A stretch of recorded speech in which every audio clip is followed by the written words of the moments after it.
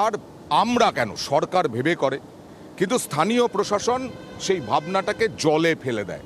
এ তো দেখিয়েই যাচ্ছি, দিনহাটায় কিষাণ মান্ডি, কয়েক কোটি টাকা খরচ করে তৈরি হয়েছিল কিষাণ মান্ডি।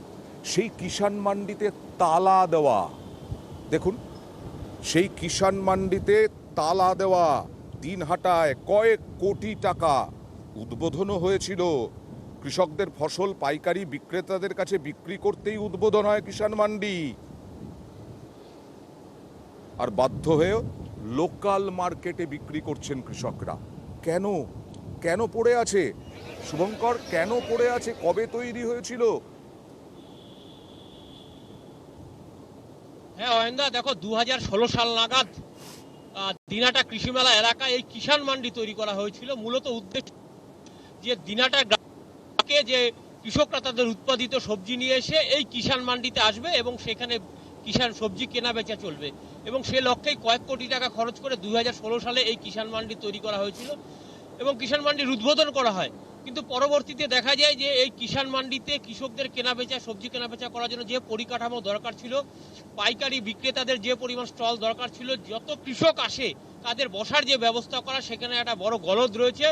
এবং এরপরই উদ্বোধনের মধ্যে সেই কিষাণ মান্ডি বন্ধ হয়ে যায়, ফিরে যায় পুরনো বাজারে, যেখানে রোদ ঝড় বৃষ্টি উপেক্ষা করেই কৃষকরা সবজি কেনাবেচা করে এবং বছরের পর বছর ধরে এইভাবেই চলছে। এবং কয়েক কোটি টাকা খরচ করে যে কিষাণ মান্ডি তৈরি করা হয়েছিল, দেখি আগে কৃষকরা কি বলছেন আর আড়তদাররা কি বলছেন, তারপরে আবার যাব শুভঙ্কর।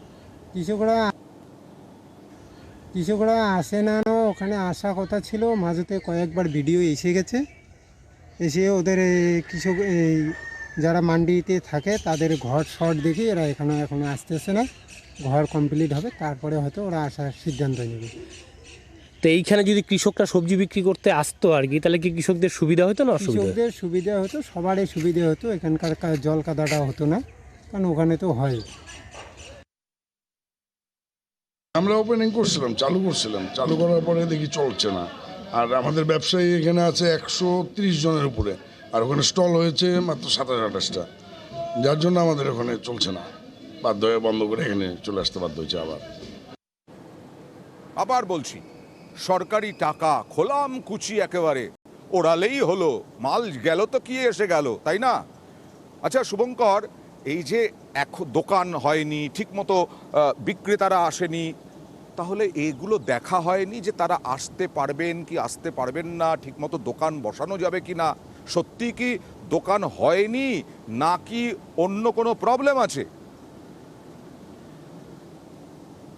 হ্যাঁ অয়েন্দা, গোটা বিষয়টি নিয়ে আমরা স্থানীয় যে কৃষি বিপণন দপ্তর তার সঙ্গে যোগাযোগ করেছিলাম। কৃষি বিপণন দপ্তরের কর্তারা কোনো মন্তব্য করতে চায়নি, কিন্তু যেটা দেখা যাচ্ছে যে কৃষি মেলা পাইকারি সবজির বাজার, সেখানে প্রায় 130 জন পাইকারি সবজি বিক্রেতা এবং আড়তদার রয়েছে, কিন্তু এখানে স্টল করা হয়েছে 30 থেকে 40টা, যার ফলে তারাও এখানে আসেনি। এবং পরবর্তীতে আমরা এই যে তালা বন্ধ রয়েছে, কয়েক কোটি টাকা জলে, গোটা বিষয়টি নিয়ে স্থানীয় বিধায়ক তথা উত্তরবঙ্গ উন্নয়ন মন্ত্রী উদয়ন গুহর সঙ্গে যোগাযোগ করেছিলাম।